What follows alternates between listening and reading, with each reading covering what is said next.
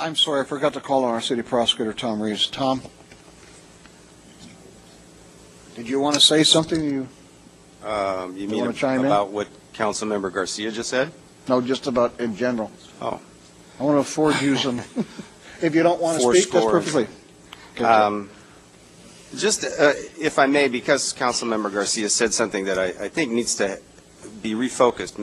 Mr. Shannon, when he began his remarks, indicated that this is a legal matter. This is a matter of sorting out legal use of marijuana from illegal use of marijuana, and to try and have the health department spin up and get up to speed on whether or not they're capable of making that distinction, I think would place a huge and unfair burden on them. It is a medical issue. It's couched in language of medicine and patients, but the operating effect of the law is criminal. So you're not really playing in a medical area. You're playing under the Health and Safety Code with criminal consequences. I think that would be very difficult for Mr. Arias, who's probably applauding me as we speak. I mean, I understand it seems intuitive to say, well, it's medical marijuana and it's medicine, so it ought to be the health issue. But the Health and Safety Code is not enforced by the Health Department. When people are cited for 11357B of the Health and Safety Code, they see my prosecutors in court. So it simply would be inappropriate to ask the Health Department to enforce that those laws. It would be very difficult for them. In general, with regard to this process, I think the input we get from the operators and patients is very useful to the council.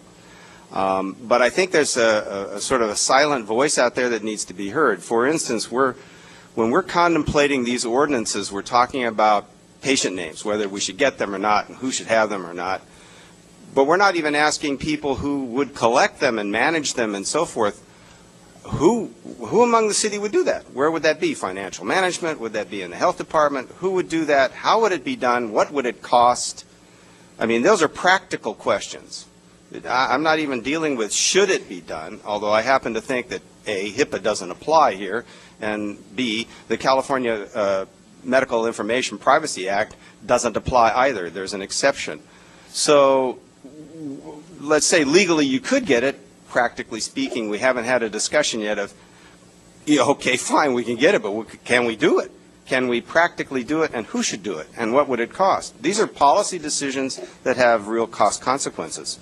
Something as simple as prohibiting an activity in a given area which requires that the city post signs, something I think we may be familiar with, that has a cost. Who's going to make the sign? What's it going to say? Who's going to put it up? Those things need to be considered too. I understand that that's sort of a nitty-gritty down from the high-level policy issues, but those are things that are somewhat on my mind as I look at this. I've been out there saying sort of provocative things on purpose so that people get the message that this activity is in fact fraught with danger for those who are unaware and do not do their diligent research. If you are engaged in an awful activity, you could very well find yourself in court at the wrong end of people versus. On the other hand, if you're operating lawfully, we want to have an ordinance that weeds out abuse from use. And I think that this is a good start. It's a very complex area. I think Crystal did a marvelous job of getting us started on this conversation. But how do you define collective? How do you define cooperative? The Attorney General hasn't done that. The case law hasn't done that. So how do we give the people who want to engage in this activity a good working definition? And I think that that's very important, and we need to engage in that kind of conversation. The fiat of I'm in business doesn't mean you're in the appropriate business model. So there's a lot to be discussed, much of it nitty-gritty kinds of things like signs and security cameras and recording devices and lighting and all of those things. But there are also other kinds of things that need to be discussed that haven't been discussed, and the practicality of how do you grow 100 plants? How many square feet does that take?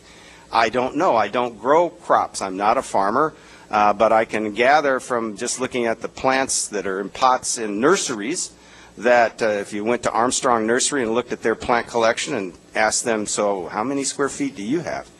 You could be looking at a very substantial area for one collective. I heard one man mention that. 100 plants. Well, that's a lot of square feet. How does this ordinance address that? And how much input have we had from the public or others on how to manage that? I mean, we're talking about replacing our urban tree umbrella or canopy with marijuana, because you just have to have that kind of area. So these are things that have been on my mind in terms of how do you regulate this. And these are things that I think should be on the mind of the council on how do you do this. Not just whether you ought to or not, that's of course the overarching principles, but then if you decide you want to, which is a policy decision for you to make, how will you go about it? And the bottom line for me as a prosecutor is, when you get done with this ordinance, I want the people that are engaged in this activity to know clearly when they're departing the lawful path, because that makes it easy for me to prove that they have. And that's really what I want to be able to do, is to prove before a jury beyond a reasonable doubt that they've committed a crime, and that they would know clearly beyond a reasonable doubt before they ever engaged in that activity. I think that's fair. It's absolutely necessary. And in fact, it's constitutionally required.